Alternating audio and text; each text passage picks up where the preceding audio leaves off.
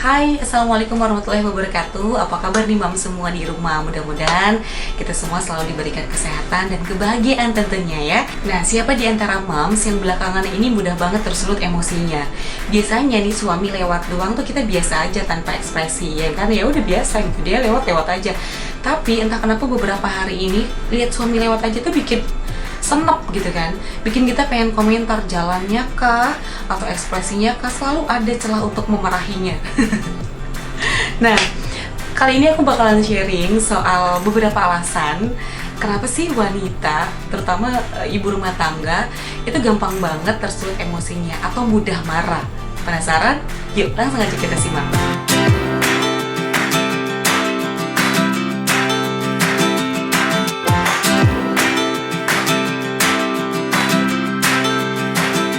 Sebelum aku sharing soal 5 alasan ataupun penyebab ibu rumah tangga gampang marah, video ini, vlog ini aku persembahkan juga untuk bapak-bapak rumah tangga yang merasa dirinya terhakimi gitu ya tanpa tahu permasalahannya atau tanpa tahu kesalahannya apa. Semoga ini bisa mewakili perasaan ibu-ibu, juga bisa mewakili perasaan bapak-bapak. Oke, langsung aja kita bahas. Yang pertama, karena kondisi seorang wanita itu lagi kecapean. Aku setuju banget, karena ketika kondisi badan kita kecapean, terus kemudian kesehatan juga nggak fit, mudah sakit atau lagi down, itu sangat akan mempengaruhi emosi kita, moodnya kita sebagai ibu rumah tangga. Aduh, jangan sampai deh ya ketika kita kecapean terus jadi uring-uringan ke anak, jadi uring-uringan ke suami juga.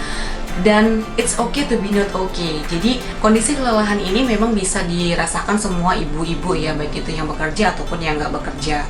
Maksudnya kayak ibu rumah tangga, dia tinggal di rumah seharian setiap hari, tapi pekerjaan rumah itu nggak bakalan pernah ada hentinya. Mulai dari dia bangun tidur sampai dia tidur lagi, semua pekerjaan rumah itu siap menanti, bahkan akan terulang kembali besok pagi.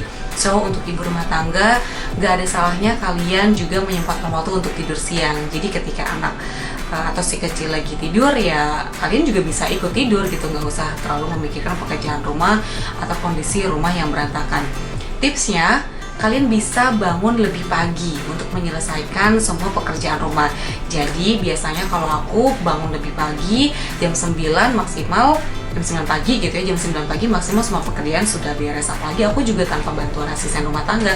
Jadi kayak misalnya masak, ngepel, nyapu, beresin rumah, beresin tempat tidur, ya udah kita selesaikan di pagi hari.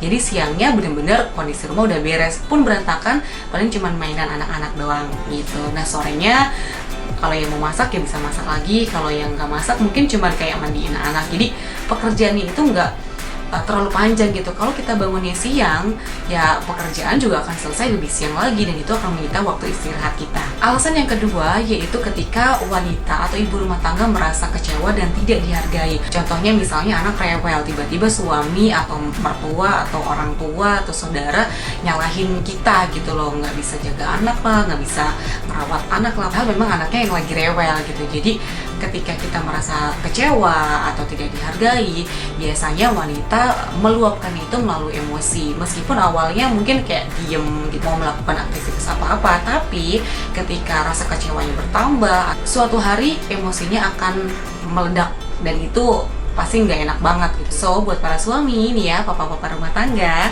kalau istrinya sudah menunjukkan gejala seperti itu, enaknya diajak ngobrol baik-baik gitu ya, daripada nanti berantem berkelanjutan. Yang ketiga yaitu ketika dia merasa tidak diperdulikan atau merasa tidak diperhatikan. Ini juga terjadi di beberapa temanku yang suaminya itu lebih care sama anaknya. Kayak misalkan mau berangkat kerja, yang disun anaknya duluan, suami istrinya kadang-kadang lupa.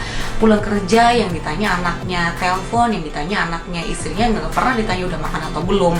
Mungkin buat cowok atau buat para suami ya nggak ada salahnya, toh itu juga anaknya dia. Tapi kadang-kadang wanita juga merasa ingin loh diperlakukan sama sebelum punya anak misalnya, atau kayak dulu zaman pacaran dibikin romantis diperhatiin gitu. Ada salahnya juga dong suami misalkan telepon tanya istrinya kondisinya gimana, meskipun dia tinggal di rumah. Tapi kadang-kadang perempuan juga ada fasenya dimana dia ingin merasa diperdulikan, ingin merasa diperhatikan.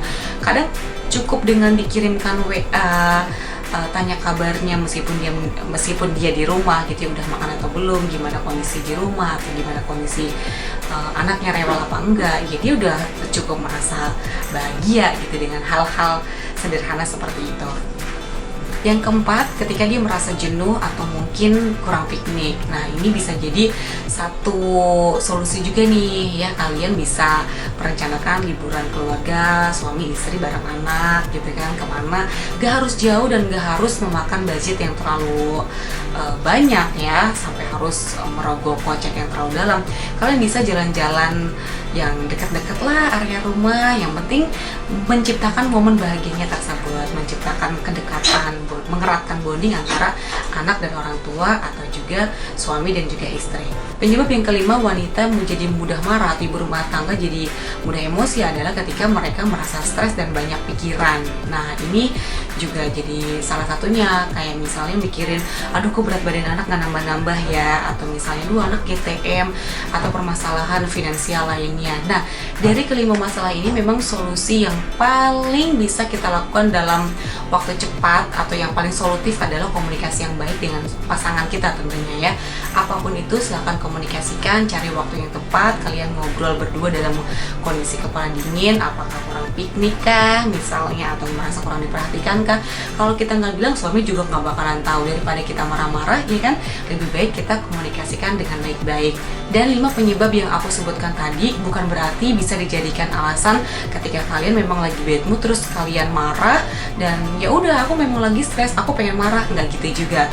Kalau kalian sudah tahu penyebab kemarahan kalian atau kekesalan kalian selama ini apa di rumah, aku sih berharapnya kita bisa mencari solusinya. Kayak misalnya poin yang pertama, kelelahan, ya udah solusinya istirahat gitu loh. Kalau misalnya memang merasa jenuh, ya udah solusinya jalan kemana atau makan di luar sesekali, it's okay ya kan. Semua pasti ada solusinya. Kita fokus pada penyelesaian bukan pada masalahnya. That's all my tips in this session, and see you next time. Don't forget subscribe, like, and share my video. Assalamualaikum warahmatullahi wabarakatuh.